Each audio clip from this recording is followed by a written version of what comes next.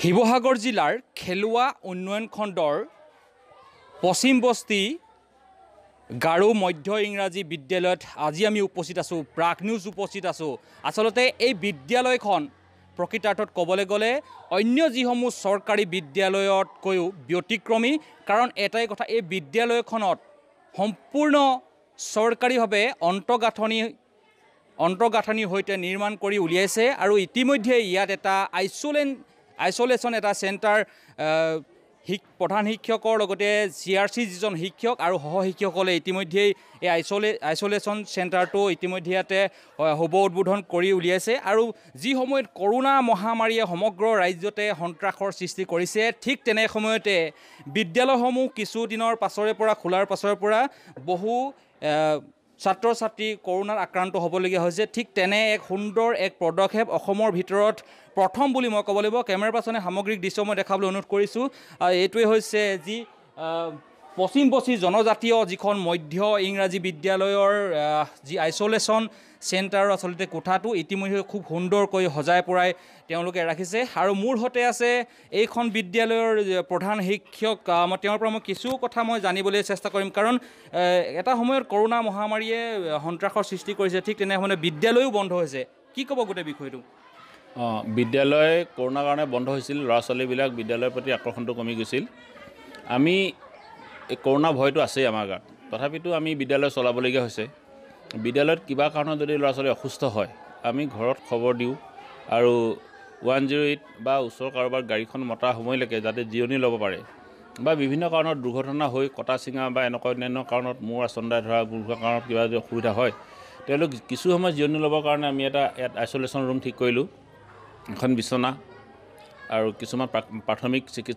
চিকিৎসাজনিত দৰৱ ঔষধ পাতি আমি সংৰক্ষণ কৰি ৰাখিছোঁ আৰু বিভিন্ন ফোন নাম্বাৰ ৰাখিছোঁ যাতে কিছু সময়ৰ কাৰণে তেওঁলোকে ৰ'ব পাৰে। ঘৰৰ বা গাড়ী অহা বা আপোনাৰ 108 অহা এনেকুৱা ধৰণৰ সময়লৈকে আমি ৰখাবৰ কাৰণে আমি আইচলেশ্যন ৰুমটো ঠিক কৰি ৰাখিছোঁ। আৰু মোৰ যিহেতু নেকি আৰু এটা প্ৰশ্ন, অন্য যিসমূহ চৰকাৰী বিদ্যালয় ইতিমধ্যেই চৰকাৰী বিদ্যালয়সমূহৰ শ্মশান যাত্ৰা কিছু অঞ্চলত আৰম্ভ কৰিছে, ঠিক তেনে সময়তে চৰকাৰী যি বিদ্যালয়ত আপোনালোকে খুব সুন্দৰকৈ ৰূপায়ণ কৰিছে, ইতিমধ্যে আন্তঃগাঁথনিৰ কথা ক'বলৈ গ'লে খুব সুন্দৰকৈ আৰম্ভ কৰিছে। কি ক'ব গোটেই বিষয়টো?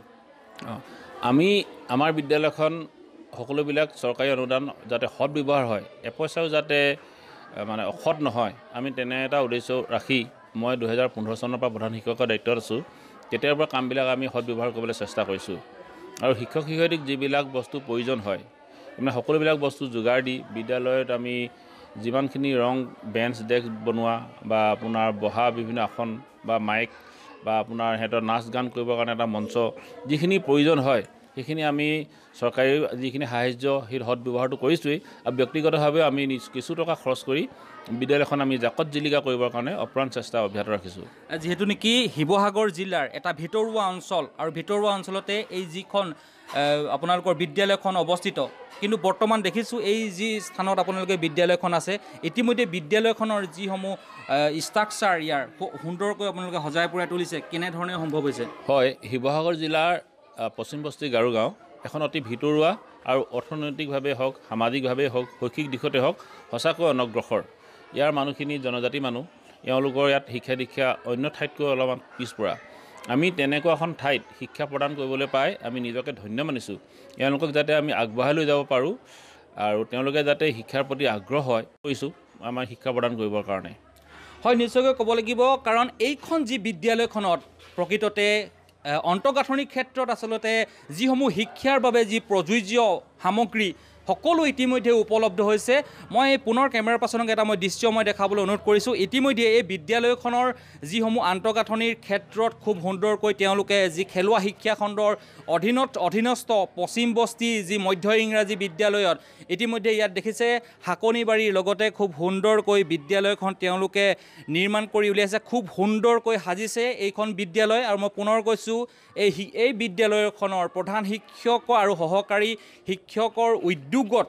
তেওঁলোকে ইতিমধ্যেই বিদ্যালয়খনৰ অন্তঃগাঁথনি সবল কৰি তুলিছে। আৰু যিসমূহ চৰকাৰী বিদ্যালয়ৰ শিৱসাগৰ জিলাৰ বিভিন্ন চৰকাৰী বিদ্যালয়তকৈ এই বিদ্যালয়খন অন্যতম। CRC আছে, মই কিছু কথা পাতিম তেওঁৰ পৰা। কেনেকৈ আৰম্ভ কৰিছিলে, কেনেদৰে সম্ভৱ হ'ল? আচলতে কি এই ক্ষেত্ৰত প্ৰথমতে আমি দিব লাগিব কৃতিত্ব এই বিদ্যালয়ৰ প্ৰধান শিক্ষক মহোদয় তথা আমাৰ সহকাৰী শিক্ষকসকল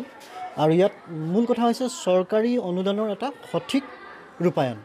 আৰু এই সঠিক ৰূপায়ণৰ এখন প্ৰতিচ্ছবি স্পষ্টভাৱে এই আপোনালোকে বিদ্যালয়ৰ চৌদিশত দেখিছে ই প্ৰতিফলিত কৰিছে ইয়াৰ অনুদানৰ সঠিক ব্যৱহাৰ হৈছে আৰু লগতে আমাৰ যিসকল ধৰি লওক প্ৰশাসনিক বিষয়া আছে জিলা প্ৰাথমিক শিক্ষা বিষয়া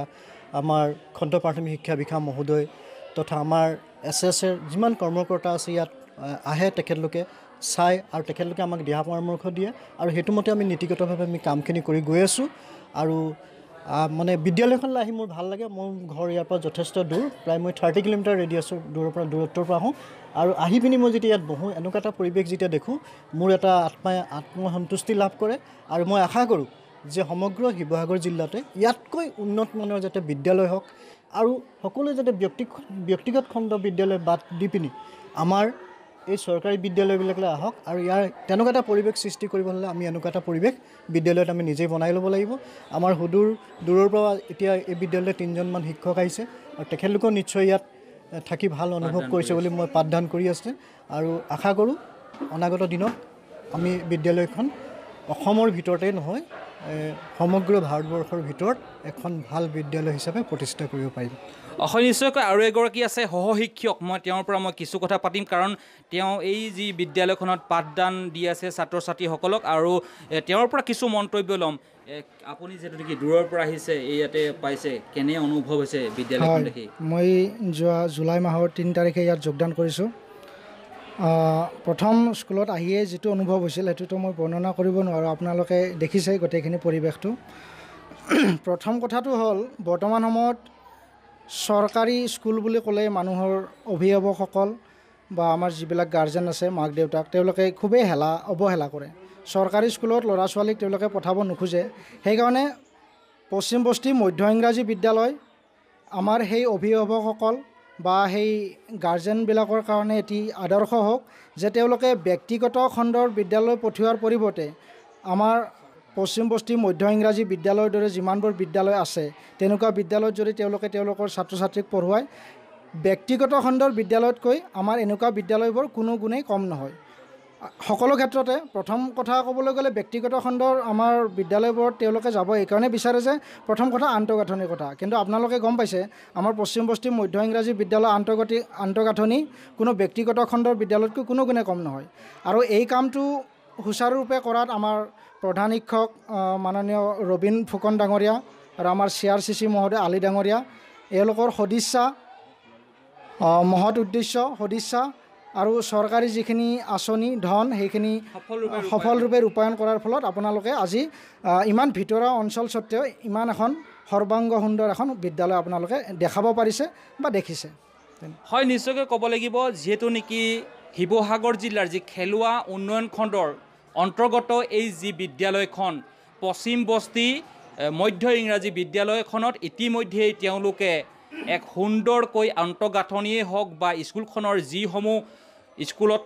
পঢ়াৰ বাবে শিক্ষাৰ বাবে জড়িত যিসমূহ সামগ্ৰী খুব সুন্দৰকৈ উপস্থাপন কৰিছে মই পুনৰ কৈছোঁ যিসমূহ বিদ্যালয়ে এই বিদ্যালয়খনৰ আদৰ্শ লওক বা এই বিদ্যালয়খন পশ্চিম বস্তি মধ্য ইংৰাজী বিদ্যালয় সকলোৰে অসমৰ সকলো বিদ্যালয়ৰ বাবে এক আদৰ্শ হৈ ৰওক তাৰে আমি কামনা কৰিছোঁ এই মুহূৰ্তত হয়